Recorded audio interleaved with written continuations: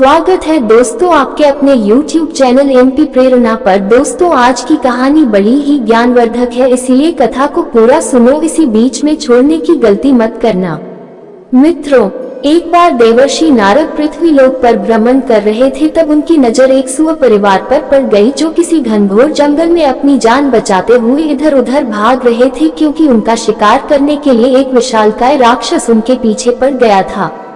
तभी भागते भागते राक्षस ने उस परिवार के मुखिया सुअर को दबोच लिया और उसे खाने ही वाला था कि तभी उसका सारा परिवार राक्षस को घेर लेता है और उस परिवार में से हर एक सुअर स्वयं को खाने की इच्छा उस राक्षस से करता है।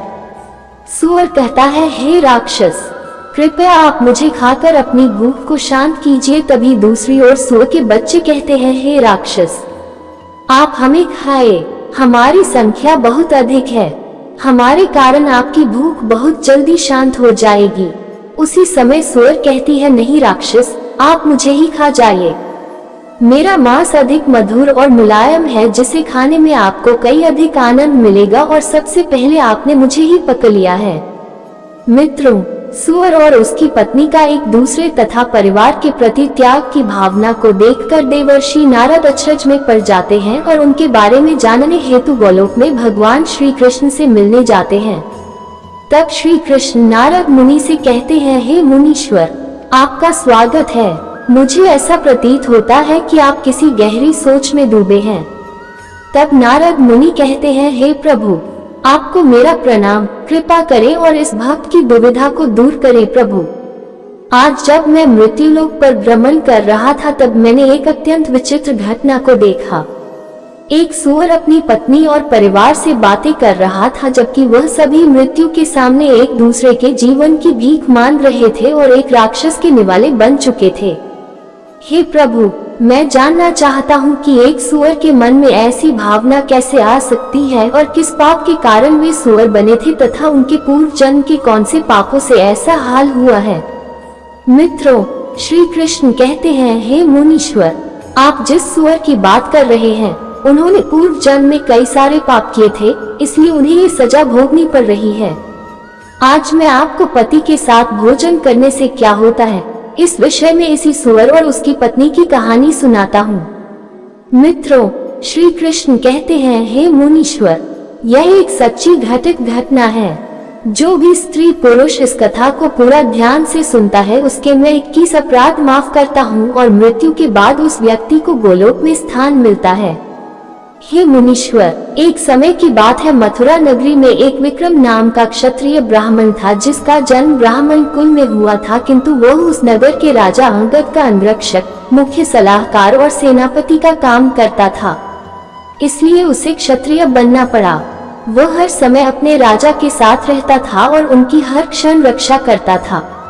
मित्रों, फिर एक दिन की बात है, वह ब्राह्मण और राजा शिकार खेलने के लिए जंगल में जाते हैं। वे दोनों बड़े ही उल्लास के साथ शिकार के लिए आए तो थे, लेकिन उस दिन उन्हें कोई भी शिकार नहीं मिला। जब संध्या काल हुआ तो वे दोनों हताश होकर एक तालाब के पास पहुंचे। तब उन्होंने देखा कि एक सुअर पानी पी रहा है। उसी समय उस ब्राह्मण ने अपने धनुष से निशाना साधते हुए उस सुअर पर बाण छोड़ा। तभी वह घायल सुअर अपनी जान बचाते हुए एक मुनि की कुटिया में घुस गया। वह ब्राह्मण भी उसका पीछा करते हुए मुनि की कुटिया में आ गया। उस सुअर की दिल दहलाने वाली आवाज को सुनकर ध्यान कर रहे मुनि का ध्यान भंग हो गया। तब मुनि ने कहा, हे सिपाही, ये प्राणी अब मेरी शरण में आया है, तुम इसे जीवन दान दे दो। मित्रों, श्री कृष्ण कहते हैं, हे मुनीश्वर, ब्राह्मण विक्रम के घमंड ने मुनि को अपशब्द कहते हुए सुअर की शिकार करने की बात की। तब मुनि ने कहा, हे वत्स, इस निरपराध प्राणी को छोड़ दो। अगर तुम्हें शिकार का इतना ही शौक है तो तुम मेरा शिकार कर सकते हो।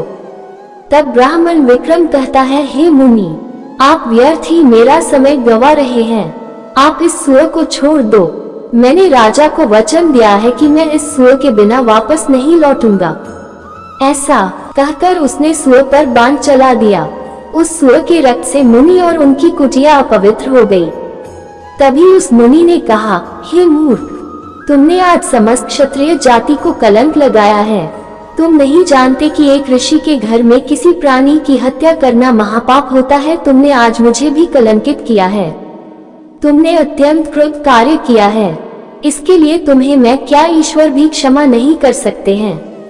मैं तुम्हें श्राप देता हूँ कि जिस राजा के वचन को पूरा करने हेतु तुमने सूअर का मेरे घर में वध किया है, आज तू भी सूअर की योनि को प्राप्त हो जाओ। मित्रों, श्री कृष्ण कहते हैं, हे मुनीश्वर, श्राप के प्रभाव के कारण विक्रम तुरंत ही सूअर बन गया और मुनि से विनती करते हुए बोला, हे विप्रवर, मुझे क्षमा कीजिए, मैंने अहंकारवश ऐसा तुच्छ कर्म किया है, कृपा करें और इस श्राप से मेरी मुक्ति का मार्ग कहे। तब मुनि को सूअर रूपी ब्राह्मण पर दया आती है और वे कहते हैं, आज से 100 वर्ष बाद तुम इसी राजा के बेटे अशोक के हाथों से मारे जाओगे और तुम्हारा उद्धार हो जाएगा। मित्रों, फिर श्री कृष्ण कहते हैं, हे मुनीश्वर, मैंने आपको सूअर के पूर्व जन्म का वृतांत सुना दिया है। अब मैं आपको उस सूअर के पूर्व जन्म का वृतांत सुनाता हूँ। ध्यान से सुनिए। हे देवर्षि, प्राचीन काल में आद्य देश में वामन नाम का एक श्रेष्ठ ब्राह्मण रहता था। उस ब्राह्मण की विमला नाम की एक कन्या थी जो बहुत ही सुंदर थी और आयु के साथ साथ उसकी सुंदरता बहुत अधिक बढ़ गई। ब्राह्मण ने अपनी कन्या को बड़े ही लाड प्यार से पाला था। उसकी जवानी और सुंदरता को देखकर ब्राह्मण की पत्नी को बड़ा भय होने लगा। वह अपने पति से आकर कहने लगी, हे स्वामी, हमारी कन्या अब सयानी हो चुकी है, आप जल्दी से कोई सर्वगुण से संपन्न योग्य वर देखकर इसका विवाह करा दीजिए। पिता के घर में युवती कन्या रखना अनुचित होता है। फिर वह ब्राह्मण कहता है, हे प्रिय, तुम उचित कह रही हो, किंतु मुझे विमला अत्यंत प्रिय है। मैं इसे अपनी आंखों से दूर नहीं होने देना चाहता, इसलिए इसका विवाह मैं उसी पुरुष के साथ करूंगा जो इसके साथ हमारे घर पर ही रहे। फिर एक दिन शांतनु नाम का विद्वान ब्राह्मण उसके घर पर भगवत कथा सुनाने के लिए आता है। जब वामन उस जवान ब्राह्मण को देखता है तो उसके कुल और गोत्र के बारे में पूछ लेता है और उसके सामने अपनी कन्या के साथ विवाह करने का प्रस्ताव रखता है, जिसे वह शांतनु स्वीकार लेता है। और फिर वामन अपनी कन्या विमला का विवाह उस ब्राह्मण के साथ कर देता है और फिर वह शांतनु विमला के साथ उसी के घर पर रहने लगता है। विमला को अपने यौवन पर अति अहंकार होता है, इसी कारण से वह शांतनु के साथ तुच्छ प्रकार का व्यवहार करने लगती है। वह उसके साथ क्रूरतापूर्ण आचरण करती थी, कभी भी उसे सम्मान भी नहीं देती थी। वह न कभी पति के चरण स्पर्श करती और न कभी उसकी सेवा करती। पति से पहले ही सोती थी, पति के जागने के बाद जागती थी। पति से पहले ही भोजन किया करती थी। उसने अपने पति को उसके शरीर को कभी भी स्पर्श तक नहीं करने दिया और न कभी उसके साथ संबंध बनाया। विमला के ऐसे आचरण को देख उसकी मां को बड़ा दुख हो रहा था। उसने विमला को कई बार समझाने का प्रयास किया, किंतु विमला पिता के लाड प्यार के कारण बिगड़ चुकी थी। वह खुद को महारानी समझने लगी थी, किसी भी अन्य लोगों के साथ अभद्र व्यवहार करने लगी, स्वच्छंद और स्वेच्छाचारी होकर विहार करती थी, किसी भी काम के लिए पति की आज्ञा नहीं लेती थी। मित्रों, श्री कृष्ण कहते हैं, हे मुनीश्वर, अपनी पत्नी के इस प्रकार के दुर्व्यवहार से शांतनु बहुत दुखी हो गया और फिर एक दिन उसने अपनी पत्नी को छोड़ दिया। उसे एहसास हो गया था कि स्वेच्छाचारी स्त्री के साथ बुद्धिमान पुरुष को कभी नहीं रहना चाहिए। जो स्त्री पति का अपमान करती है, उसके भोजन से पहले भोजन करती है, वह नरकगामी बन जाती है। शांतनु के चले जाने से वामन को बड़ा दुख हुआ, उसे अपनी गलती का एहसास हो गया। वह अपनी पत्नी से कहने लगा, हे प्रिय, हमारे जमाई घर को और विमला को छोड़कर चले गए हैं। इसका कारण हमारी कन्या विमला ही है। विमला के अन्याय और दुर्व्यवहार के कारण जमाई चले गए हैं। वामन की पत्नी कहती है, हे स्वामी, आप ही के लाड प्यार के कारण विमला हाथ से जा चुकी है। अब आपको ही कुछ करना चाहिए, नहीं तो अनर्थ हो जाएगा। समाज में हमारी प्रतिष्ठा कम हो गई है। फिर वामन कहता है, अब मुझे क्या करना चाहिए? वामन की पत्नी कहने लगी, हे स्वामी, पिता के घर में रहने वाली विवाहित कन्या दुराचारी बन जाती है तथा कन्या कुल का नाश करती है। इसलिए विवाह के बाद कन्या को कभी पिता के घर में नहीं रखना चाहिए। इसलिए विमला को उसके पति के पास भेज दीजिए। फिर वामन अपनी कन्या विमला के पास जाते हैं और कहते हैं, हे मूर्ख स्त्री, तेरे ही कारण शांतनु हमें छोड़कर चले गए हैं। हे कुल नाशिनी, तू भी अपने पति के पास चली जा अथवा जहाँ तेरा मन करे वहाँ चली जा। अब से यह घर तुम्हारा नहीं है, अब तो यहाँ नहीं रह सकती। इतना सुनकर विमला घर को छोड़कर चली जाती है। बाहर जाने पर लोग उसे देखकर कहने लगे, अरे देखो, कुलटा जा रही है। लोग उसे वेश्या, कुलटा, पापिनी कहने लगे। फिर विमला को भी अपनी गलती का एहसास हो जाता है कि विवाह के बाद स्त्री के लिए उसका पति ही सब कुछ होता है। सोने के गहने, सुंदर रूप, सुंदर वस्त्र पहनकर भी स्त्री की शोभा नहीं बढ़ती है तथा संसार के सारे सुखों से कीमती पति का साथ होता है। एक स्त्री की शोभा उसके पति से ही होती है। पति के बिना स्त्री चरित्रहीन दिखाए पति, लोग उस पर बुरी नजर डालते हैं। फिर विमला दुखी होकर वन में चली जाती है। अनेक दिनों तक भूखा प्यासा रहने के कारण उसका सौंदर्य भी नष्ट हो जाता है। मित्रों, श्री कृष्ण कहते हैं, हे मुनीश्वर, एक दिन विमला जंगल में स्थित एक झोपड़ी के पास भिक्षा मांगने के लिए जाती है। उस झोपड़ी के बाहर एक शांता नाम की अत्यंत सुंदर स्त्री तुलसी में जल दे रही होती है। विमला उस शांता से कुछ खाने के लिए मांगती है तो विमला को देखकर शांता अपने पति से कहती है, हे स्वामी, हमारे द्वार पर एक अत्यंत कमजोर तथा अनाथ स्त्री आई है और भिक्षा मांग रही है, हमें इसकी सहायता करनी चाहिए। फिर शांता का पति उस स्त्री को देखता है तो पहचान लेता है, वह शांतनु ही होता है और वह दुर्बल स्त्री उसकी पत्नी विमला होती है। शांतनु शांता से कहता है, हे प्रिय, ये मेरी पहली पत्नी विमला है जिसे मैंने छोड़ दिया था। आज ये लौटकर मेरे पास आई है, इसलिए तुम इसे अपने घर में स्थान दो और तुम इसका आदर सत्कार करो, यही हमारा धर्म है। फिर शांता अपने पति की आज्ञा का पालन करती है और विमला को अपने घर में स्थान देती है और पहनने के लिए सुंदर वस्त्र देती है। फिर एक दिन विमला उस झोपड़ी के बाहर बैठकर शांता के अच्छे और स्वयं के बुरे व्यवहार के बारे में सोचने लगती है। शांता कितनी पतिव्रता है और मैं कितनी दुष्ट हूँ, इस प्रकार से अधिक समय तक सोचते हुए जंगल में घूम रही होती है। तभी एक विषैले सर्प के काटने के कारण उसकी मृत्यु हो जाती है। मित्रों, श्री कृष्ण कहते हैं, हे मुनीश्वर, फिर उस विमला के प्राण लेकर यमदूत उसे यमलोक में ले जाते हैं और उसके पापों की सजा के लिए विमला को भयंकर कुंभी पाप नरक में डाल दिया जाता है। उसे भयंकर नरक की सजा भुगतनी पड़ी। अनेक वर्षों तक सजा भुगतने के बाद उसके कर्मों के अनुसार उसे सूअर के जन्म में डाल दिया जाता है। इस प्रकार से पति का अपमान करने के कारण, पति को नाम से बुलाने के कारण और पति के पहले ही भोजन करने के कारण और उसे गुरुजनों का अपमान करने के कारण विमला महापापी बन गई थी और इसी पाप के कारण उसे सूअर का जन्म भी मिला है। तो दोस्तों, पति से पहले ही भोजन करने वाली स्त्री को सूअर का जन्म प्राप्त होता है। मित्रों, श्री कृष्ण कहते हैं, हे मुनीश्वर, अब मैं आपको भोजन के संबंधी महत्वपूर्ण नियमों को बताता हूँ। रजस्वला स्त्री के द्वारा परोसा गया भोजन भी करना अनुचित है। श्राद्ध का निकाला हुआ बासी या मुंह से फूंक मारकर ठंडा किया गया भोजन भी करना अनुचित है। बाल गिरा हुआ भोजन भी न करें। अनादर युक्त अवहेलना पूर्ण परोसा गया भोजन भी कभी न करें। भाई भाई भोजन करे तो अमृत के समान हो जाती है। ऐसे भोजन से धन धान्य, स्वास्थ्य और लक्ष्मी की वृद्धि होती है। पति पत्नी को एक ही थाली में भोजन करने को निषेध माना गया है। अगर पति पत्नी एक ही थाली में भोजन करते हैं तो ऐसी थाली मादक पदार्थों से भरी मानी जाने वाली होती है। पत्नी को पति के भोजन के उपरांत ही भोजन करना चाहिए, इससे घर में सुख समृद्धि बढ़ती है। किस प्रकार के भोजन से मनुष्य की प्रवृत्ति क्रोधी, क्रूर और राक्षसी बनती है और किस प्रकार का भोजन करने से मनुष्य सदाचारी, विनम्र और दूसरों के मन पर विजय प्राप्त करने वाला बन जाता है।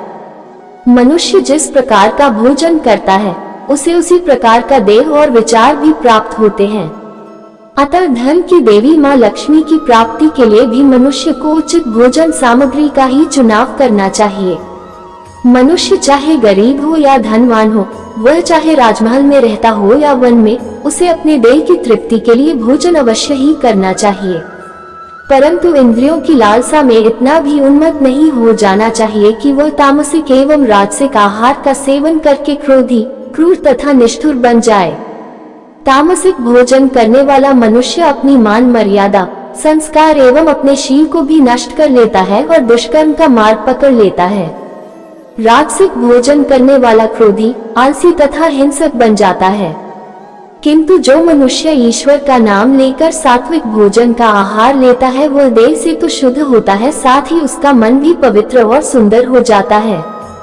ऐसे देह में ईश्वर सदैव ही निवास करते हैं।